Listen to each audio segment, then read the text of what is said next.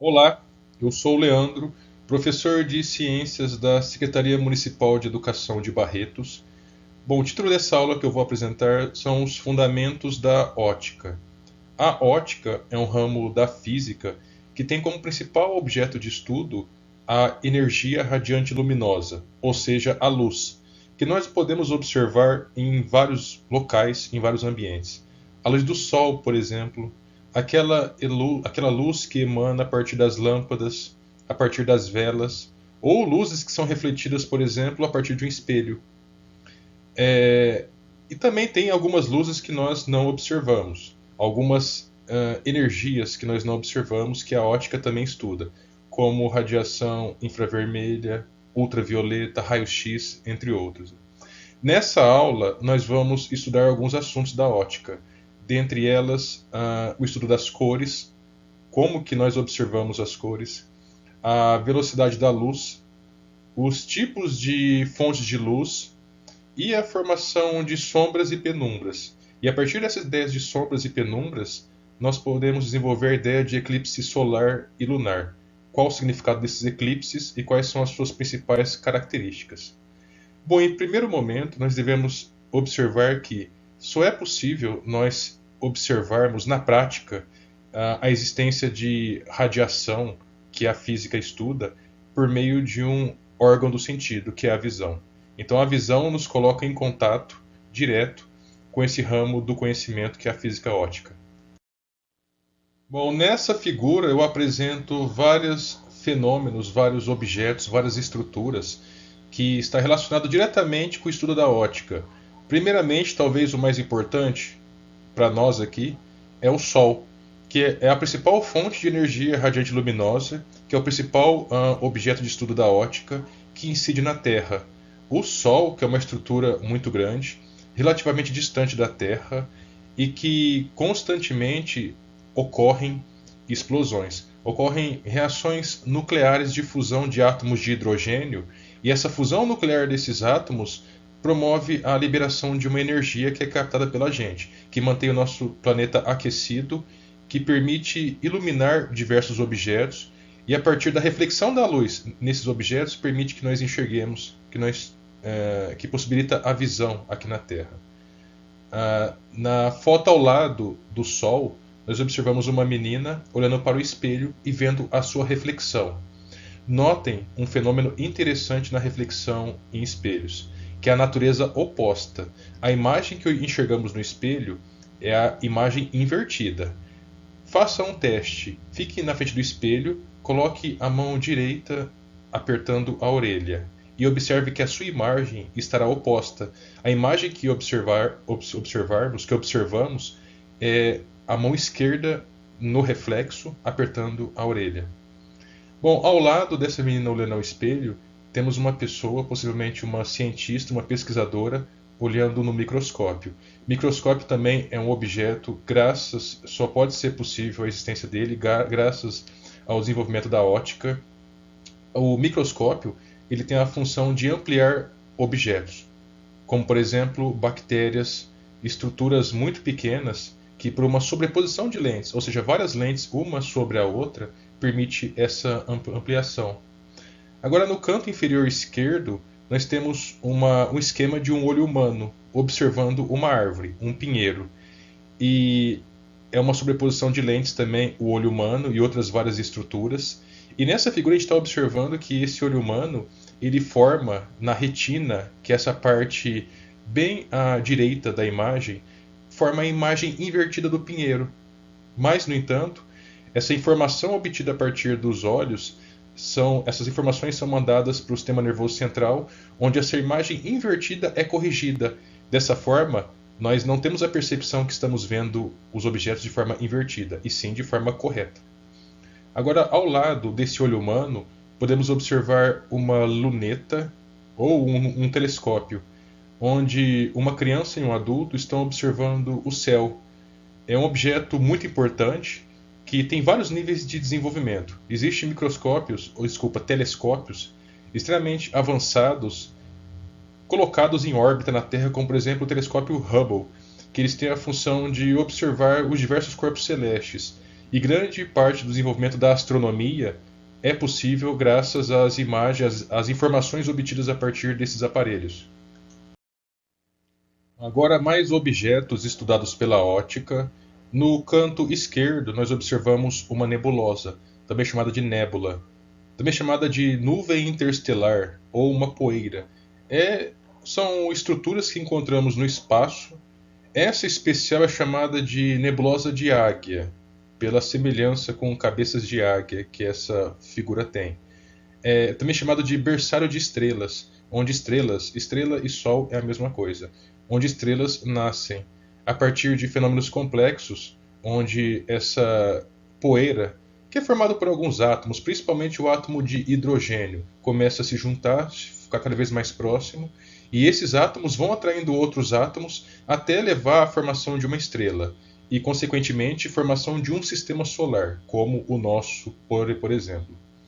Bom, nessa foto na parte superior no centro, observamos a formação de um arco-íris.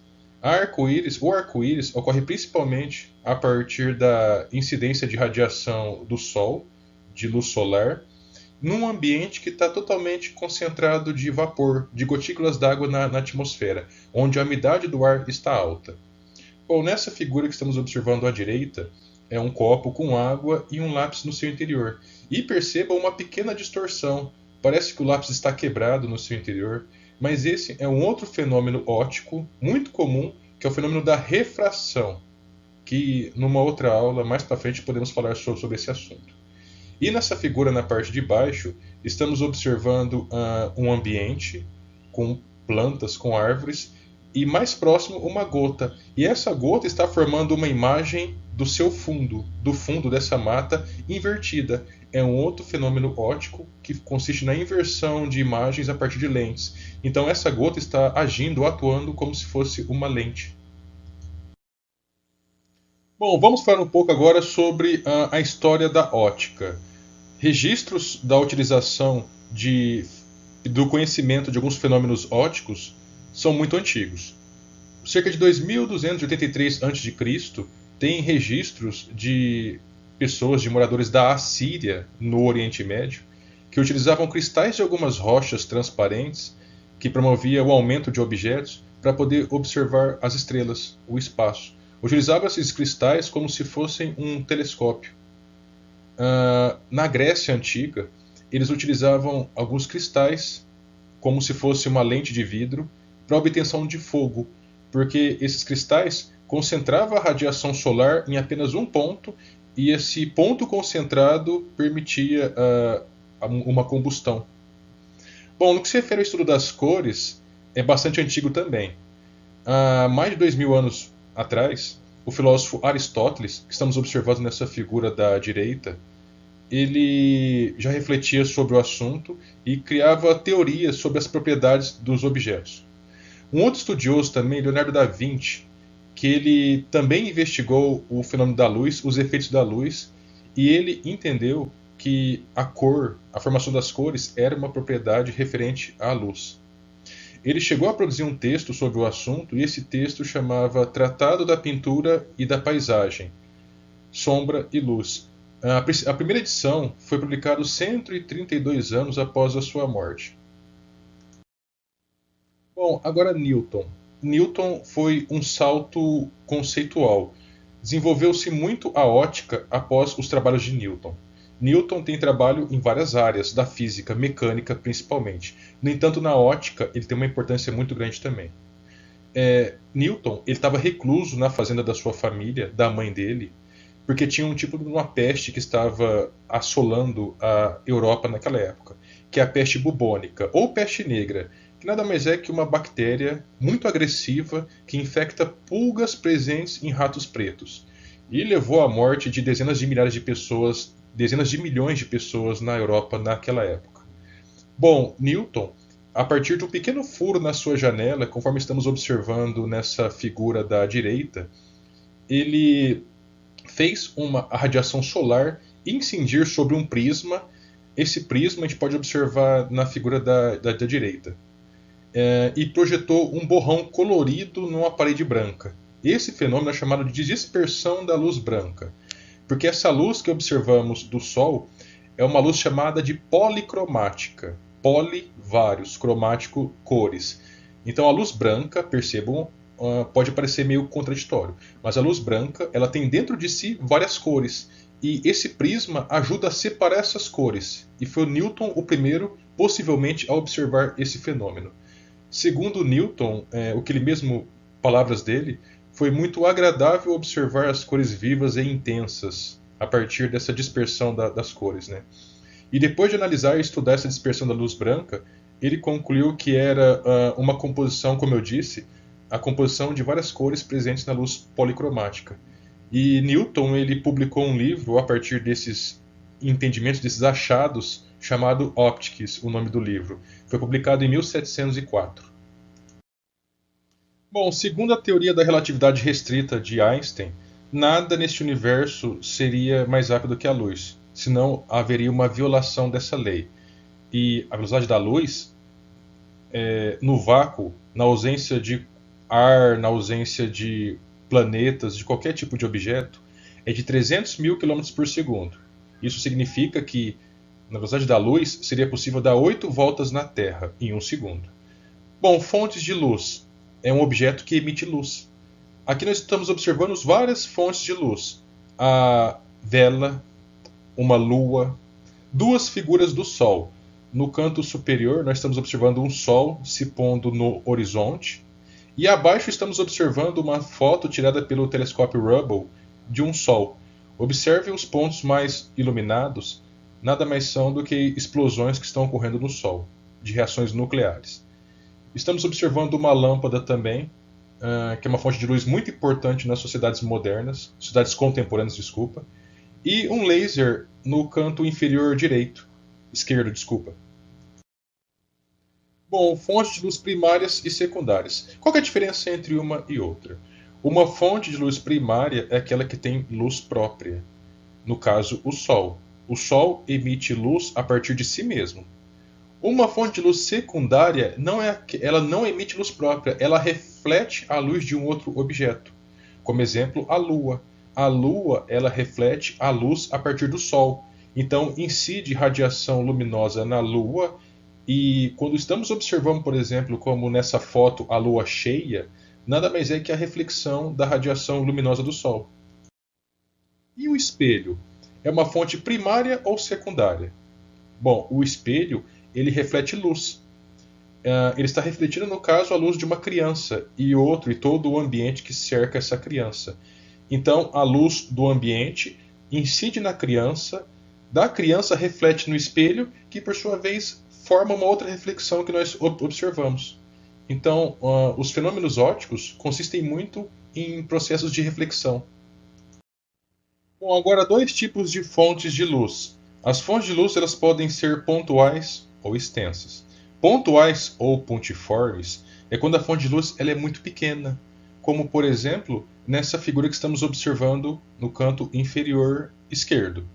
Ela é pequena porque ela se encontra distante. Tem uma pessoa que está segurando uma lanterna apontada para cima. Na parte de cima, na foto acima, uma lanterna mais próxima, e por estar mais próxima, ela é grande. Nesse caso, é um corpo extenso. Na figura da direita, nós temos várias velas, cada vez mais distantes uma da outra. Essas velas mais próximas, elas atuariam como fontes extensas, e essas mais distantes, fontes pontuais. E qual é a diferença, qual que é a implicação de uma fonte pontual ou extensa? Nós podemos observar nessa figura, por exemplo. Nessa figura, nós temos um objeto iluminado, uma fonte de luz, desculpa, indicado nessa figura. Ela está incidindo uma luz sobre um objeto. E esse objeto está atrapalhando o fluxo da luz e está formando um cone de sombra atrás. E se nós aumentarmos o tamanho dessa fonte de luz, como nessa figura abaixo, perceba que muda completamente a sombra. A sombra ela fica menor e forma uma outra região chamada de penumbra. Penumbra não é nem 100% sombra e nem 100% luz. É uma região entre a incidência e a não incidência de luz. Fica levemente iluminado. Então, conforme aumentamos o tamanho do objeto, a fonte de luz, ou nos aproximamos dele, porque a aproximação leva ao aumento de tamanho, consequentemente, você muda o tipo de fonte. Ela passa a ser de pontual muito pequena para extensa muito grande, onde o tamanho do objeto influi no tipo de sombra e de penumbra que vai ser formado. Bom, a gente pode observar agora na prática os conceitos de sombra e penumbra, de fonte pontual ou extensa. Na figura de cima, observamos um eclipse da Lua, eclipse lunar, onde a Terra se encontra entre a Lua e o Sol. Nesse caso, o Sol ele funciona como uma fonte pontual ou pontiforme, porque o tamanho dele não é grande o suficiente para poder criar uma penumbra na Lua. Então cria somente uma região de sombra. Na figura de baixo, o eclipse solar, onde a Lua se encontra entre o Sol e a Terra, a Lua fica escondida atrás da Lua, o Sol, desculpa, fica escondido atrás da Lua, nós observamos a formação de uma penumbra na Terra. E por isso o Sol atua nesse caso como uma fonte extensa, onde seu tamanho é grande o suficiente para criar uma penumbra. Bom, esse era o conteúdo que eu queria ter transmitido. Espero que tenham gostado e bons estudos a todos.